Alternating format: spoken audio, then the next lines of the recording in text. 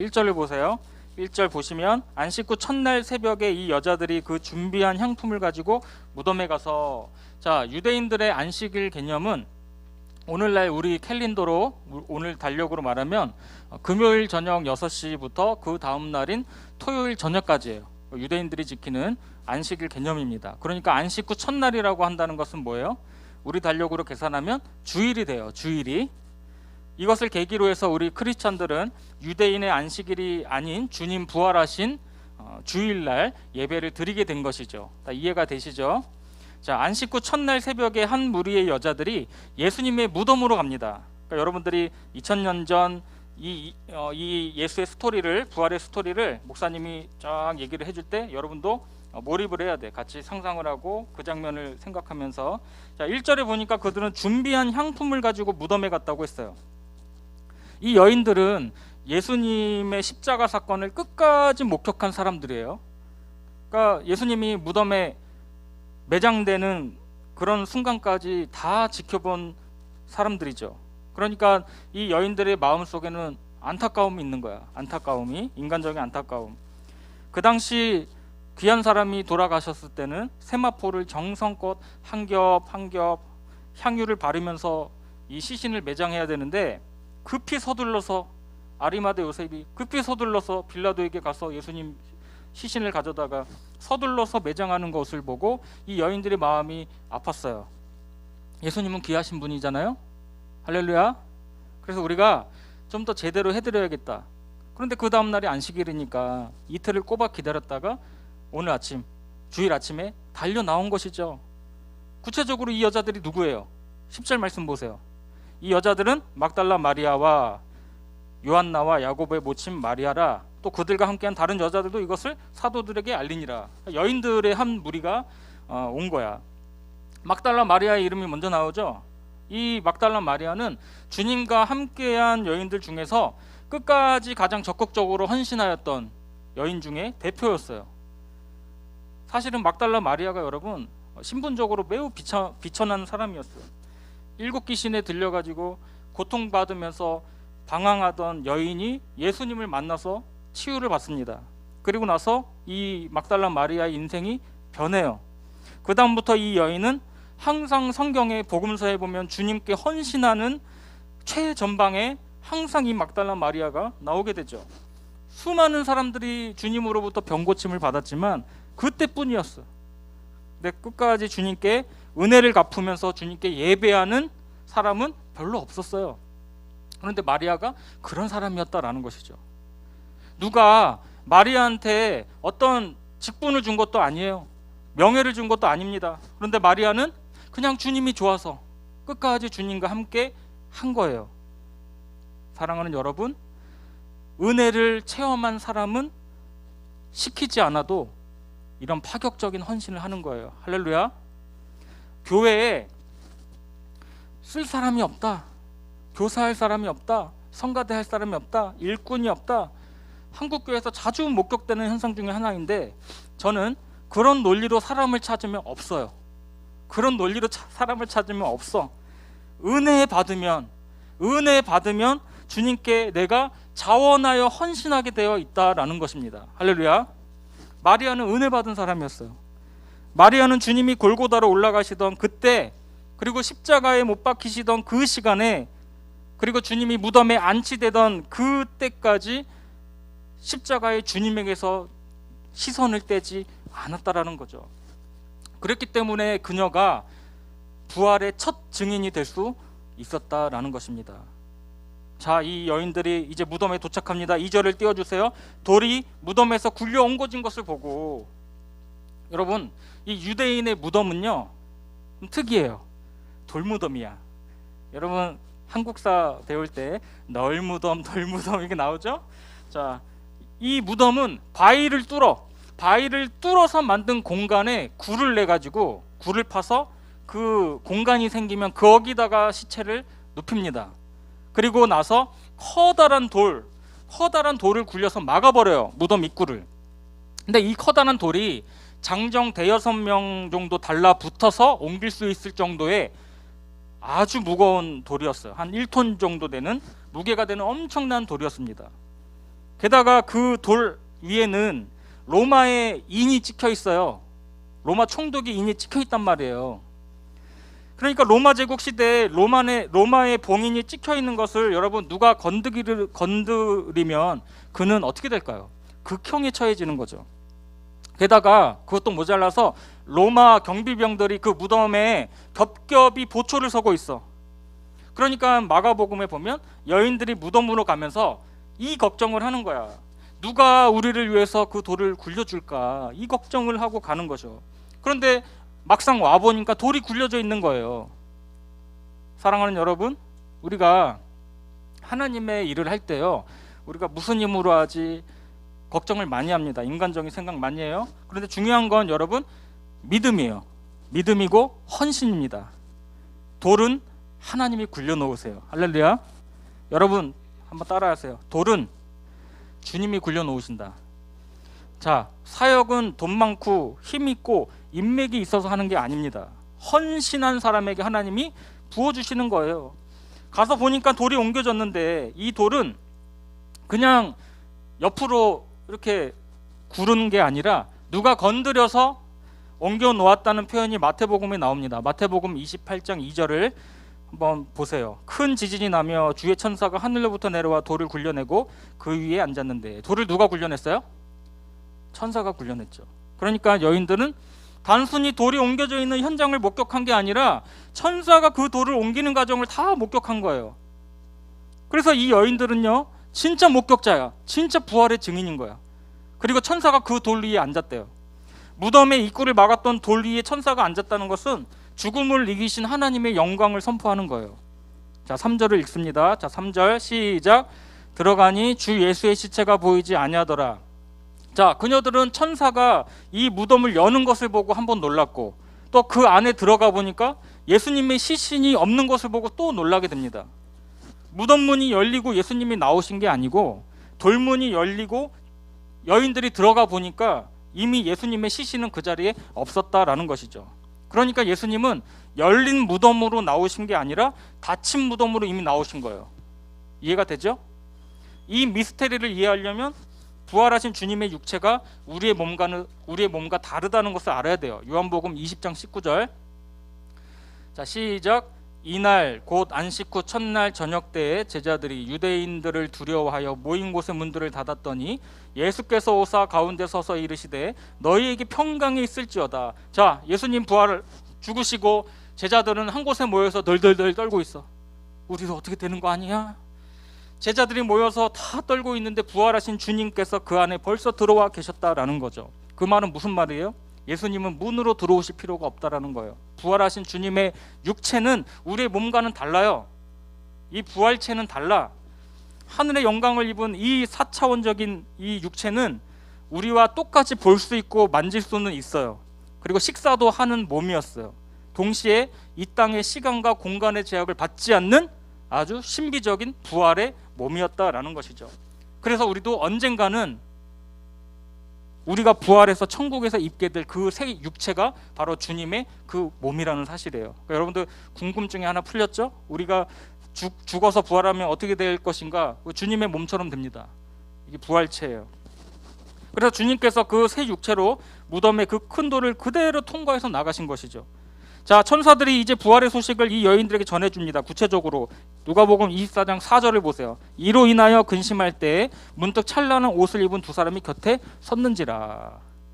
여인들은 빈 무덤을 보고 근심했다고 그랬어요. 아직까지 그 근심이 있는 거죠. 믿음이 있었다면, 이 여인들에게 부활 신앙이 있었다면, 와, 주님이 부활하셨구나 하고 정말 뛰면서 축제를 벌일 텐데, 믿음이 없으니까 보이는 현상을 보고 그냥 근심하는 거야. 야, 어떻게 저기 혜연이 엄마, 저 예영이 엄마, 누가 예수님의 시신을 훔쳐갔나 봐. 어떻게. 여러분, 보는 것보다 중요한 것은 해석할 수 있는 영적인 눈이 있는 것입니다. 영안이 열리지 않는 사람은요, 세상 사람과 똑같이 현상을 해석합니다. 많은 사람들이 하나님을 보여주시겠다면 믿겠다고 하지만, 여러분, 그런데 보여줘도 볼 눈이 없는 사람은 알지를 못하는 거예요. 깨닫지 못합니다. 그래서 영적인 분별력이 없으면 여러분 계시를 이해하지 못하고 영적인 현상을 이해하지 못해요. 영의 눈이 없으면 하나님이 하시는 일을 봤는데 무슨 일인지 몰라. 무슨 말인지 모르는 거죠. 영안이 열리지가 않으니까 이 현상이 해석이 안 되니까 그냥 슬퍼서 근심하고 있는 거예요. 요한복음 20장 13절. 천사들이 이르되 여자여 어찌하여 우느냐 이르되 사람들이 내 주님을 옮겨다가 어디 두었는지 내가 알지 못함이니이다. 영안이 안 열렸으니까 그냥 슬퍼서 우는 거야. 그러니까 이 여인들이 우는 것은 이 부활하신 주님의 이 스토리, 영적인 이야기를 지극히 세상적인 상식적인 사고로 해석을 한 거죠. 분명히 누가 시신을 훔쳐간 것이다. 우리 어떡하지? 그러니까 천사가 설명해 주려고 온 거예요. 누가복음 24장 4절. 이로 인하여 근심할 때에 문득 찬란한 옷을 입은 두 사람이 곁에 섰는지라. 찬란한 옷을 입은 두 사람이 곁에 섰다고 했어요. 이 찬란한 옷을 영어 성경에 보니까 번개같이 번쩍이는 옷이라고 해석이 돼 있어요. 당당하고 위험 있고 아주 민첩한 그런 모습이었다라는 거예요. 이 천사들의 모습이. 그러니까 우리가 생각할 때 천사들의 모습이 그냥 흐리멍텅하고 뭐 이렇게 흐릿한 그런 희미한 존재가 아니고 살아 움직이는 민첩하고 역동적인 존재가 천사예요. 마태복음에 보면 그의 옷이 눈과 같이 희었다라고 합니다. 마태복음 28장 3절. 그 형상이 번개 같고 그 옷은 눈같이 희거늘. 이 천사들의 모습 자체도 세상과는 차별화되는 거룩한 모습이었다라는 거예요. 그들은 두려움에 사로잡힌 여인들을 영적으로 깨우쳐 주기 위해서 하나님이 보내신 메신저였어요. 여자들은 여러분 정말 순수하고 믿음이 있고 열정도 있는데 영의 눈이 없으니까 하나님께서 그들의 눈을 열어주시는 거죠. 사랑하는 여러분, 영의 눈이 아직 열리지 않아도 여러분 걱정하지 마세요. 여러분 안에 정말 순수한 믿음이 계속 살아있다면 하나님께서 영의 눈을 열어주실 것입니다. 아멘. 누가복음 24장 5절. 자, 시작.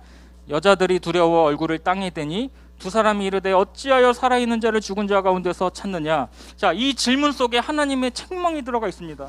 예수 믿지 않는 딴 사람이면 몰라도 너희들이 어찌하여 죽은 자 가운데서 살아있는 자를 찾느냐라는 거예요. 너희들이 어떻게 예수 그리스도를 한낱 하나의 인간으로 보느냐. 예수님은 죽음을 이기시고 부활하신 하나님이시다라는 것입니다. 적어도 믿음이 있는 너희들은 그렇게 해석하면 안 된다라는 거예요. 여자들은 분명히 예수님의 시신이 아리마대 요셉에 의해서 수습되어서 그 무덤이 안치된 것을 끝까지 목격한 사람들입니다. 무덤 문이 닫히고 로마의 인봉이 찍히고 로마의 병사들이 겹겹이 보초 서는 걸 끝까지 봤던 사람들이에요. 제자들은 다 도망갔어. 제자들과는 달리 그 여인들은 끝까지 다 봤어요. 그런데 무덤이 열리고 주님의 시신이 안 계신 거예요. 왜요? 왜 안 계셔? 그가 살아나셨느니라. 할렐루야. 그가 살아나셨느니라. 누가 그분의 시신을 옮긴 것이 아니라 하나님의 아들이 살아나신 거예요. 여러분, 십자가가 중요하지만 그게 끝이 아닙니다. 십자가의 결론은 부활이에요. 아멘. 근데 이 여자들은 너무 끝까지 십자가의 주님을 너무 묵상한 거야. 너무 끝까지 묵상해서 그게 문제였던 거예요. 십자가는 여러분 통과해야 되는 것입니다. 반드시 십자가에서 우리가 회개해야 되는 것은 맞지만 여러분이 거기서 머물러 있으면 안 됩니다. 우리가 십자가의 주님만 생각하고 있으니까 이 여인들은 부활이 시작되었는데도 거기서 빠져나오지 못하고 있는 거예요. 우리도 그렇습니다. 십자가의 끝에서 우리는 부활의 영광으로 넘어와야 됩니다. 십자가의 절망을 철저히 느끼며 회개한 사람은 이제 부활의 아침의 기쁨에 우리가 다 함께 이렇게 동참해야 되는 것이죠. 그것이 하나님이 원하시는 것입니다. 그들은 설마 상상도 못했을 거예요. 십자가의 주님이 부활했으리라고는 절대로 상상하지 못했을 거예요. 그러나 그들이 기억해야 되는 것이 하나 있었어요. 누가복음 24장 6절. 자, 시작. 여기 계시지 않고 살아나셨느니라. 갈릴리에 계실 때에 너희에게 어떻게 말씀하셨는지를 기억하라. 갈릴리에 계실 때에 너희에게 어떻게 말씀하셨는지를 기억하래요. 너무 큰 충격에 빠져있는 여인들에게 하나님이 주신 말씀이 뭐예요? 주님이 하셨던 말씀을 너희가 기억하라는 거예요. 여러분이 해석할 수 없는 인생의 힘든 사건에 부딪혔을 때 그런 순간이 올 거예요. 그때 여러분 하나님의 말씀을 기억하기를 바랍니다. 여러분이 지금 우리가 현재 묵상하고 들었고 암송하고 보았던 하나님의 말씀은 여러분의 인생의 위기 순간에 그것을 이길 수 있는 하나님의 무기가 되는 것입니다. 하나님의 말씀을 여러분 늘 암송하고 기억하는 우리 모두가 되기를 축복합니다. 여러분들 말씀이 내 안에 살아 있어야 돼요. 그래서 어제 제자 훈련할 때도 찌르면 복음이 나와야 된다. 아니 친구가 왔는데 예수에 대해 설명해줘, 복음에 대해 설명해줘 하면 뭐라고 설명해 줄 거예요? 여러분 말씀으로 설명해 줘야지. 복음에는 하나님의 의가 나타나서 믿음으로 믿음에 이르게 하나니 기록된 바 오직 의인은 믿음으로 말미암아 살리라 탁 튀어나와야 되는 거야. 뭐라고 설명해 줄 거야? 예수가 누구야? 부활했다는데 말씀을 알고 있어야 여러분들이 말씀을 선포해 줄 거 아니에요, 친구들한테. 여러분들 갈릴리에서 주님께서 제자들과 함께 사역하시면서 수없이 부활에 대한 예언을 하셨어요. 여러분들이 사복음서를 보세요. 꼼꼼히 보세요. 내가 3일 만에 내 성전이 무너질 것이다 다 얘기하시고 제자들은 이해하지도 못했고 다 까먹었어. 우리가 너무 충격이 커서 우리에게 있는 주신 말씀을 잃어버렸을 때 그것을 기억나게 하시는 분이 누구예요? 성령님이세요. 성령님. 자, 누가복음 24장 7절 8절. 자, 시작. 이르시기를 인자가 죄인의 손에 넘겨져 십자가에 못 박히고 제3일에 다시 살아나야 하리라 하셨느니 한데 그들이 예수의 말씀을 기억하고 드디어 말씀을 기억하기 시작합니다. 자, 이제 현실을 체험하고 나서는 이제는 말씀을 기억하니까 영적으로 이제 해석이 되는 거예요. 그때부터 부활 신앙이 생깁니다. 이게 신앙입니다. 여러분 먼저 체험이 있어야 돼. 그리고 체험을 말씀으로 확인을 해주는 과정이 있어야 됩니다. 우리가 말씀을 많이 들었지만 우리가 어릴 때부터 주일학교 시절부터 계속해서 말씀을 많이 들었지만 그것이 설마 내 삶에서 실제로 이루어지리라고는 우리가 안 믿고 있어요. 저도 그랬고 여러분도 그런 생각을 갖고 있을 것입니다. 그러나 하나님의 말씀은 반드시 이루어집니다. 할렐루야. 여러분의 인생에서 우연으로 된 것 같은 일은 사실은 하나님 말씀의 성취였어요. 기도의 응답이었습니다. 하나님이 주신 약속이 이루어지는 거였어요. 때로는 이것을 우리가 잊어버리고 살기 때문에 성령님께서 자극을 주는 거예요. 자극을 우리에게 천사를 통해서도. 여인들은 흥분하기 시작합니다. 24장 9절. 자, 시작. 무덤에서 돌아가 이 모든 것을 11사도와 다른 모든 이에게 알리니. 마태복음 28장 8절. 자, 시작. 그 여자들이 무서움과 큰 기쁨으로 빨리 무덤을 떠나 제자들에게 알리려고 다름질할세. 여러분 십자가의 죽음은요 아름다운 것이지만 무덤이 십자가의 최종 목적지가 종착지가 아닙니다. 그걸 기억하세요. 부활을 바라보지 않는 십자가 신앙은 너무 슬프기만 한 거야. 너무 슬프기만 한 거죠. 근심스럽고. 무덤은 슬픔이고 절망이며 두려움이고 좌절이고 내 상처 입은 과거입니다. 그 무덤을 여러분 떠나야 됩니다. 할렐루야. 그 무덤을 떠나야 돼. 오늘 여러분의 그 과거의 무덤으로부터 떠나기를 축복합니다. 부활하신 주님의 손을 붙잡고 여러분이 과거의 상처로부터 패배의 기억으로부터 죽음의 자리로부터 떠나기를 축복합니다. 그러니까 여인들이 그것을 깨달아지는 순간에 무서움과 큰 기쁨으로 달렸다라고 했어요. 아마 우사인 볼트보다 더 빠른 속도로 달려갔을 거예요. 왜? 부활을 경험한 그들의 가슴에 기쁨이 넘치는 거야. 세상이 줄 수 없는 그 형언할 수 없는 그 기쁨이 차고 넘치는 거죠. 기쁨이 넘치니까 뭐가 생겨요? 달려갈 수 있는 힘이 생깁니다. 그래서 여러분들 부활하신 주님을 만나면 없었던 힘이 나에게 생기는 거예요. 여러분 우리의 움츠렸던 어깨가 펴지고 눈에 다시 생기가 돌고 가슴이 다시 뛰기 시작할 줄로 믿습니다. 목사님이 몇 년 전에 일본에 갔을 때 일본 사람들의 눈동자 초점이 다 흐려져 있어. 왜? 예수를 모르니까. 그 안에 예수가 없으니까 다 흐릿한 동태 눈처럼 그렇게 생기가 없는 눈으로 출퇴근하고 돌아다니고 거리를 지나고 있어요. 그것을 봤어요.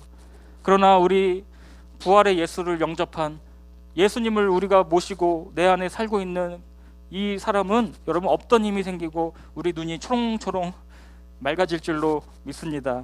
마태복음에 보면 흥분해서 달려가는 길에 부활하신 주님께서 여인들에게 이제 만나주세요. 마태복음 28장 9절. 자, 시작. 예수께서 그들을 만나 이르시되 평안하냐 하시거늘 여자들이 나아가 그 발을 붙잡고 경배하니. 영어로 보세요. They came to him, clasped his feet and worshipped him. 자, 그들이 그에게로 왔어요. 그리고 그의 발을 붙잡았어요. 그리고 그를 경배했습니다. 예배드렸다는 거예요. 주님의 살아계심을 목격하는 그 순간 그들은 뭐가 됐어요? 예배자가 되었다는 거예요. Worshipped him.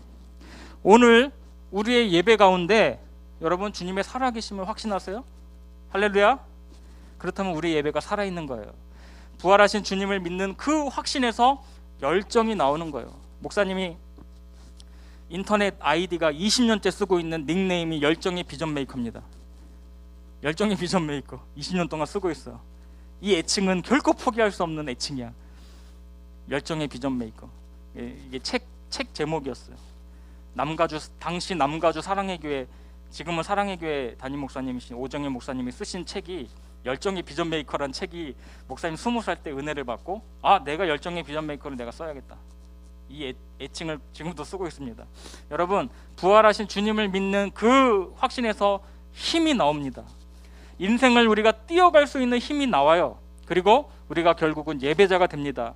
오늘도 그 주님께서 우리 안에 임재해 계심을 믿고 힘을 내서 우리의 삶을 살아가는 저와 여러분이 되기를 주님의 이름으로 축복합니다. 기도하겠습니다. 부활의 주님을 찬양합니다.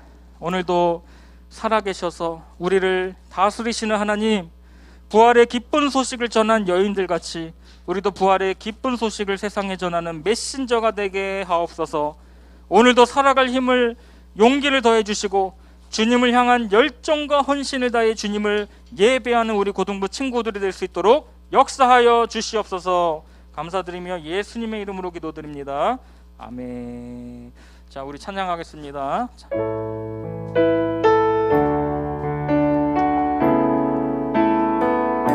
모든 능력과 모든 권세,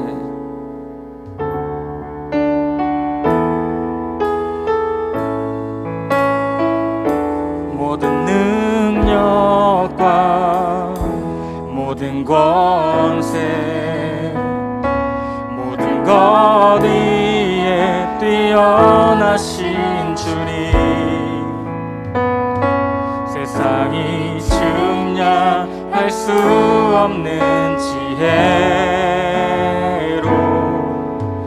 모든 만물 창조하셨네.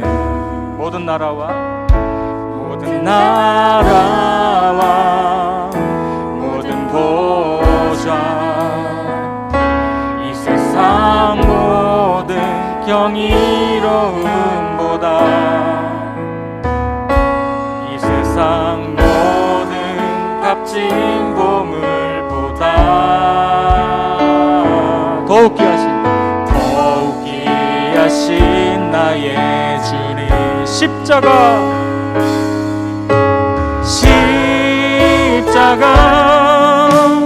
고통당하사 버림받고 외면당하셨네.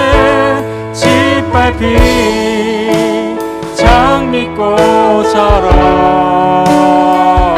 나를 위해 죽으셨네.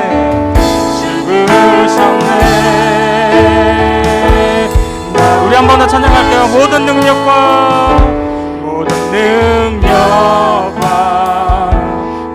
권세, 모든 것 위에 뛰어나신 주님, 세상이 측량할 수 없는 지혜로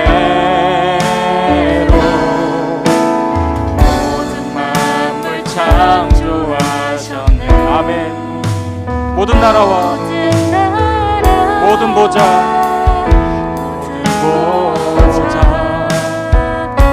이 세상 모든 경이로움보다,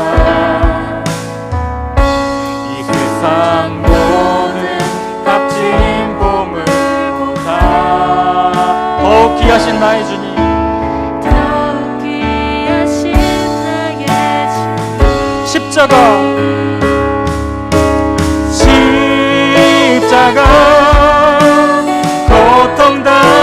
땅에서 버림받고 외면당하셨네. 짓밟힌 장미꽃처럼 나를 위해 죽으셨네. 나의 주 십자가, 우리 손들고 십자가, 십자가 고통당하서 버림받고 외면당하셨네. 짓밟힌 장미꽃처럼 나를 위해 죽으셨네. 나의 주, 나는 어린 양을 따르리. 나는 어린 양을 온 힘 다해, 온 힘 다, 온 맘 다해, 온 맘 다해 그의 명령에 순종하리. 나는 어린 양을, 나는 어린 양을 따르리. 온 힘 다해, 온 맘 다해 그의 명령에 순종하리. 나는 어린 양을 따, 나는 어린 양을, 나는 어린 양을 따. 온 힘 다해, 온 맘 다해 그의 명령에 순종하리. 나는 어린 양을 따. 여러분, 어린 양을 따르기로 여러분 결단하십니까? 자, 조명을 다 꺼주시고요. 여러분에게 지급된 전기초가 있을 거예요. 내가 주님의 제자가 되어서 주님의 발자취를 따르겠습니다.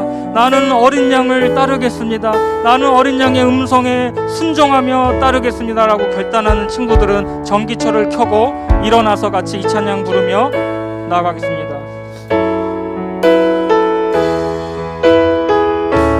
다 일어나서 전기초를 켜고